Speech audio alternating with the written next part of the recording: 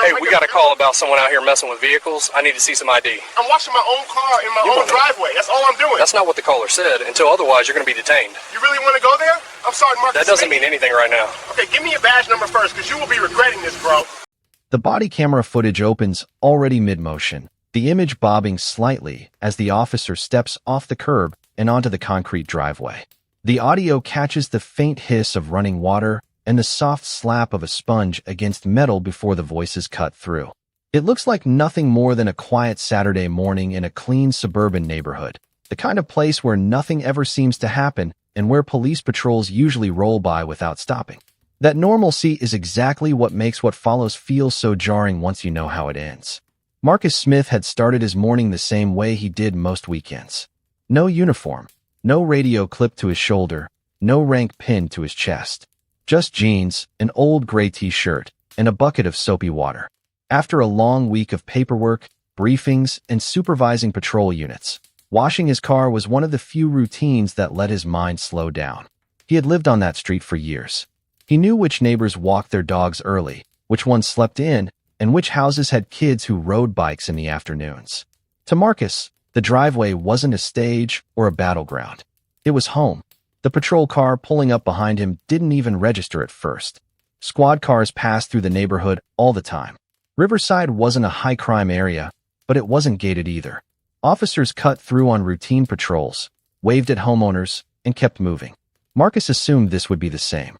He didn't turn around until he heard footsteps approaching faster than casual, the gravel crunching just a little too deliberately. When he did turn, the officer was already close. Too close. The camera angle shows a white uniformed officer filling the frame, chest rising and falling, one hand hovering near his belt. The first words out of the officer's mouth weren't a greeting or a question, but a statement framed as suspicion. A call had come in. Someone was messing with vehicles. The words hang in the air, vague and heavy, the kind that can mean anything or nothing depending on who's saying them.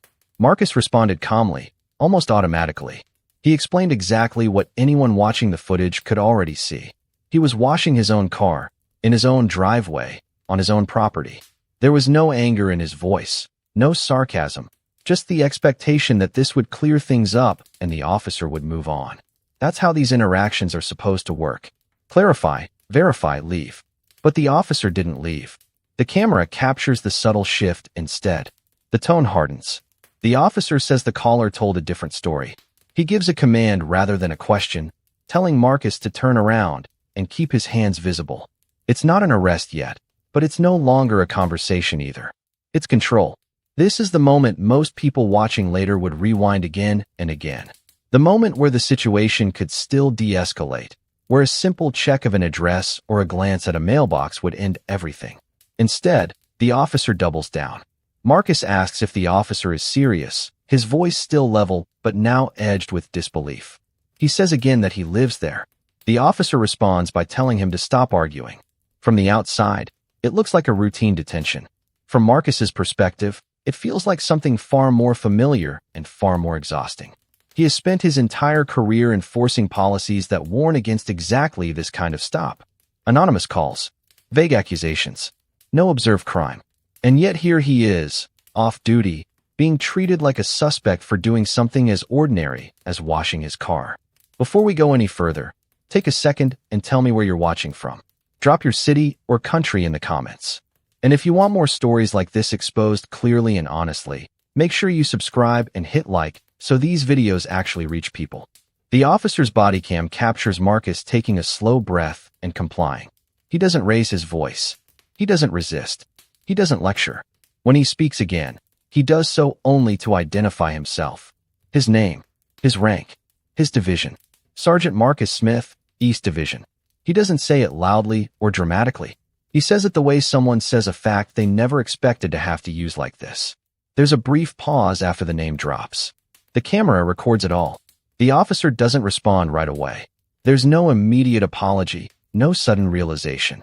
Just a second of silence as the words land and the officer processes them.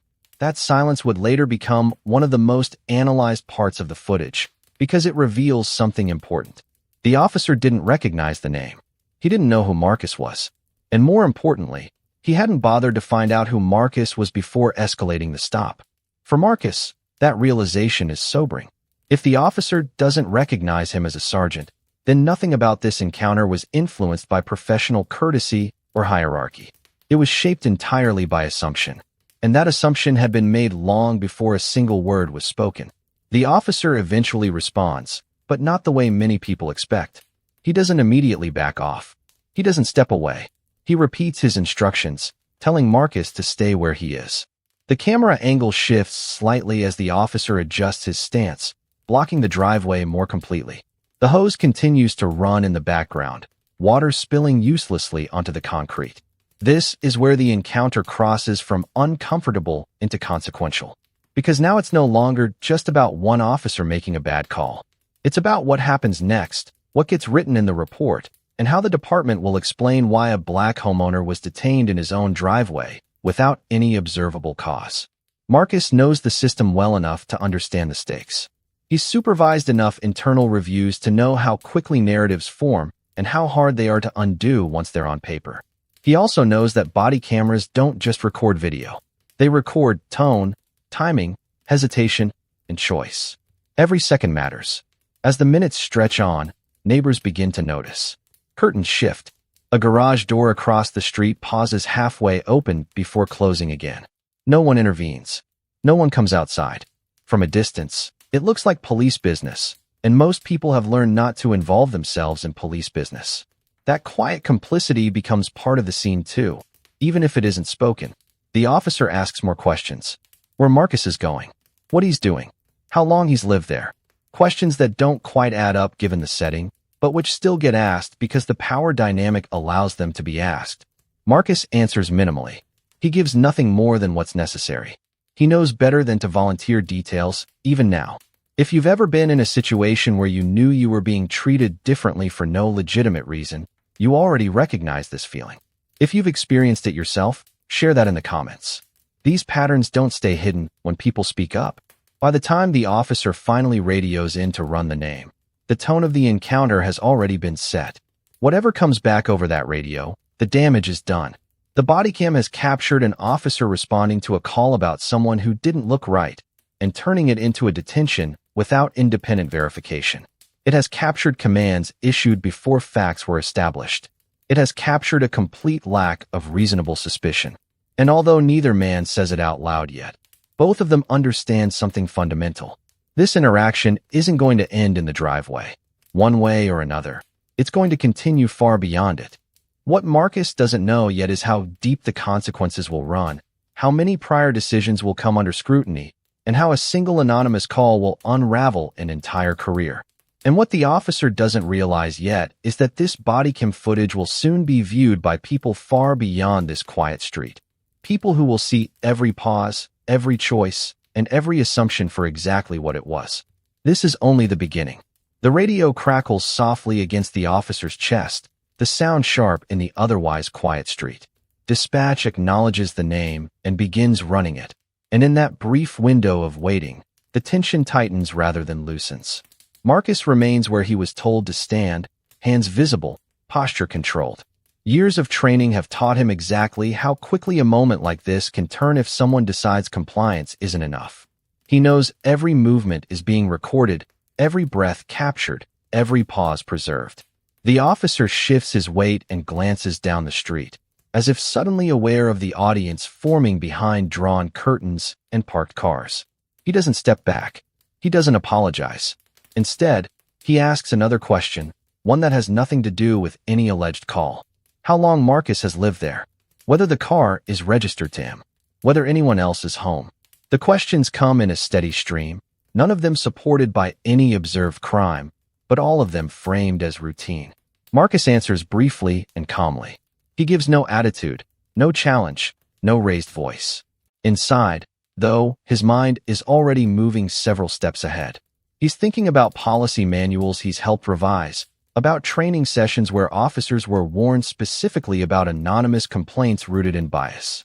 He's thinking about how many times he's signed off on reports where officers claimed reasonable suspicion after the fact, shaping language to justify actions already taken.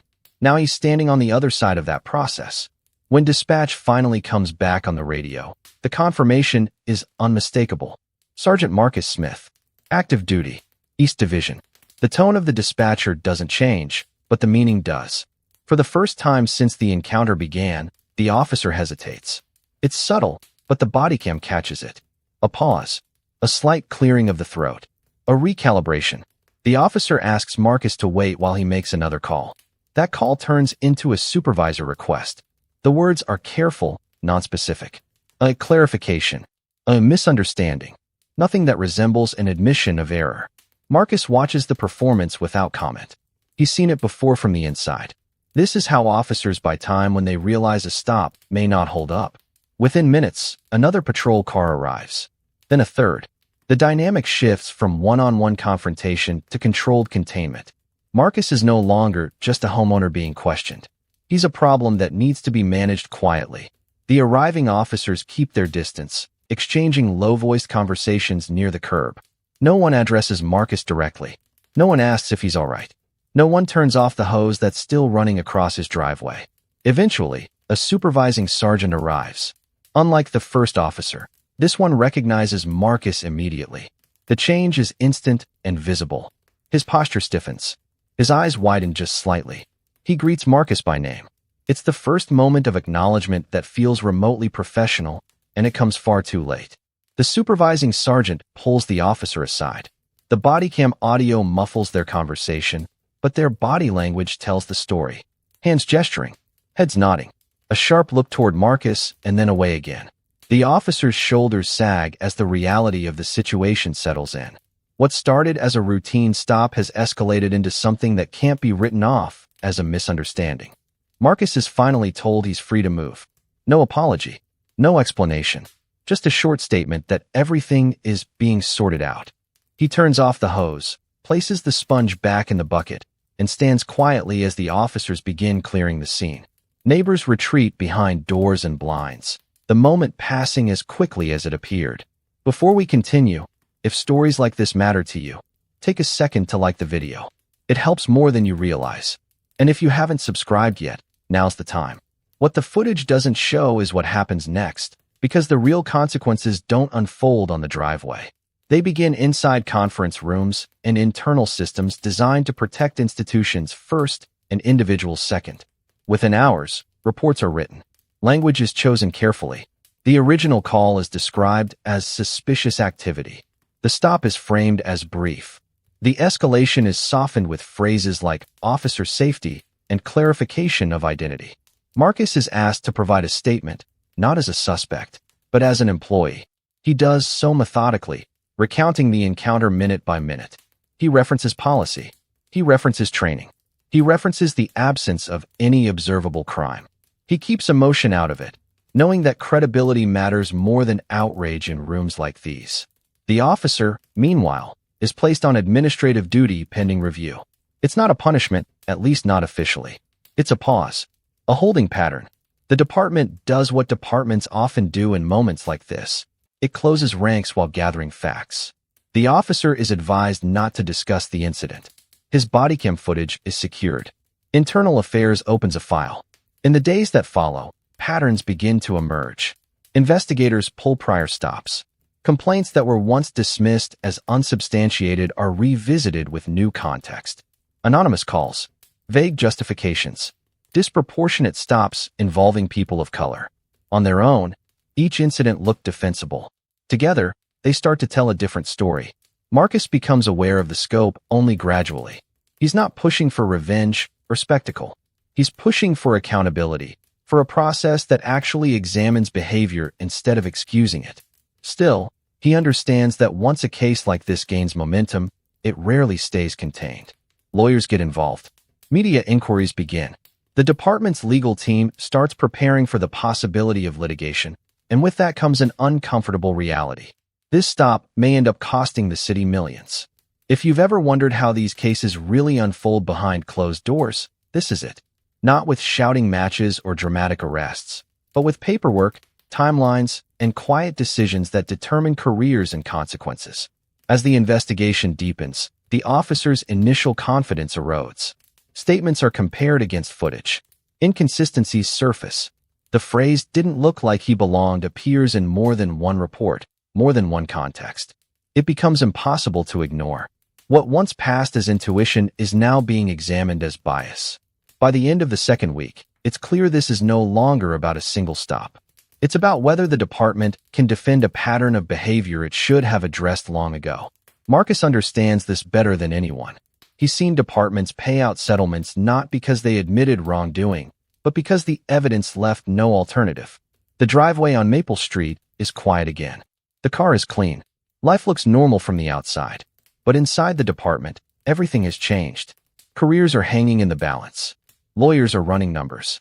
And the footage from a body cam worn on an ordinary Saturday morning is about to become the center of a case that will define what accountability actually looks like.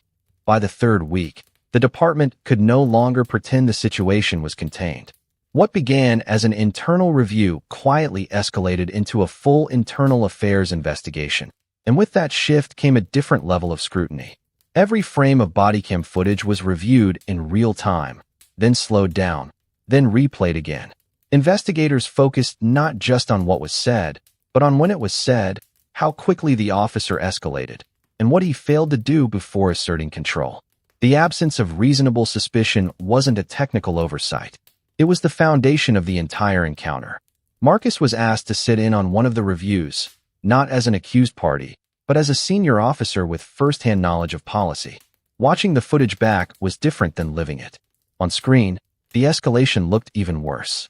The officer never attempted to verify the address, never observed criminal behavior, never requested clarification from dispatch before issuing commands.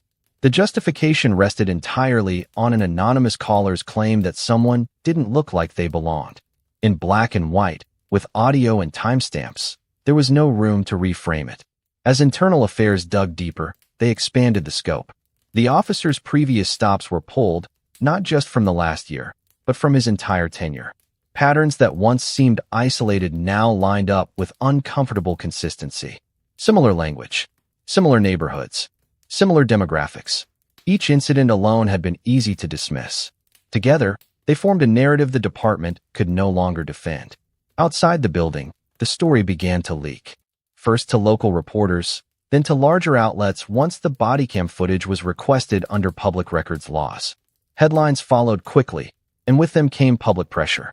The department released a brief statement acknowledging an ongoing investigation and declining further comment. That silence only amplified the scrutiny. Marcus was contacted by civil rights attorneys within days. He didn't seek them out. They came to him, armed with footage, policy citations, and projections.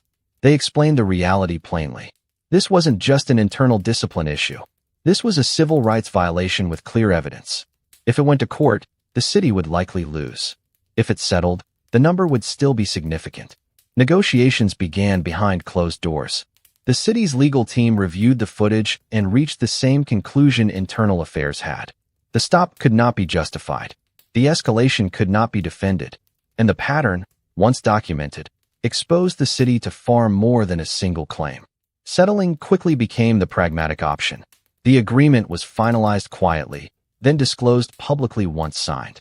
The city agreed to pay $3.8 million to Marcus Smith in a civil settlement, without admitting liability but acknowledging the violation of his rights. The number was large enough to make headlines and specific enough to send a message internally. This was not the cost of doing business. This was the cost of ignoring warning signs.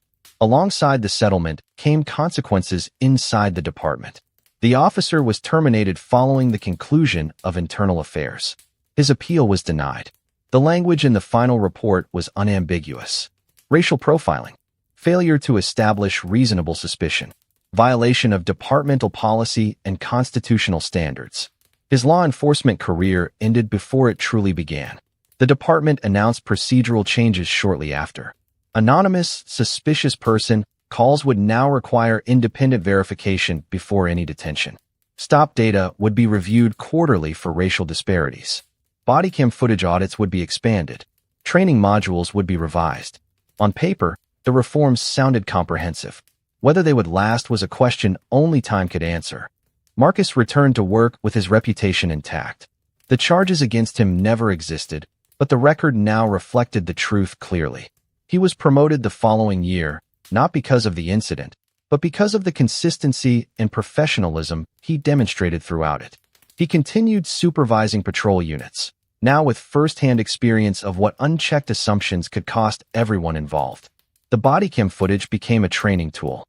New recruits watched it in silence, guided through the moment where authority overtook judgment. Instructors paused the video and asked the same question repeatedly. What reasonable suspicion existed here? The answer never changed. If this story changed the way you see routine stops, take a second to like the video. It helps these cases stay visible. And if you want more stories that hold power accountable, subscribe so you don't miss the next one. The lesson from that quiet driveway was simple and uncomfortable. Bias doesn't need hostility to be dangerous. It only needs authority and a lack of accountability. When those combine, ordinary moments become violations, and careers end on footage that never lies. Drop a comment and tell me what stood out to you most. Where are you watching from? Conversations like this matter, and your engagement helps ensure they don't fade into silence.